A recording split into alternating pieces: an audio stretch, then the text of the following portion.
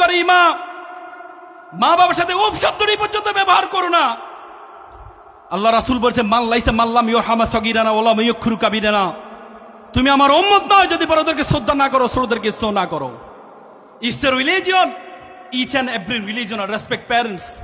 অত সৈন্য হ কিলুকাম রূপ রহিত কপদগিনী নির্বিষ্টাহ দলপক পিঙ্গ কদলি কুঞ্জ প্রমদ বানরা।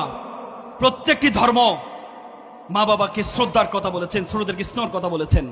সুতরাং আপনি আপনার সন্তানকে যা কিছু শিক্ষা দিবেন, আপনি আপনার সন্তানকে ধর্ম শিক্ষা দিতে ভুলে যাবেন না।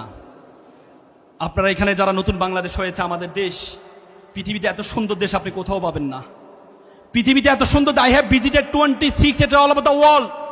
আমি পৃথিবীর 26টা দেশে গিয়েছি। একদিন থেকে যে 2 দিন থেকে যে আমার দেশের জন্য অন্যরকম ভালোবাসা তৈরি হয়েছে। কিছুদিন আগে আমি রাশিয়া গিয়েছিলাম নামাজ পড়ার জন্য, অজু করব, পানিতে হাত দিয়েছি, আমার আঙ্গুল ফেটে রক্ত বের হয়েছে, -25 ছিল ঠান্ডা। পৃথিবীতে এত সুন্দর দেশ তুমি কোথাও পাবা না।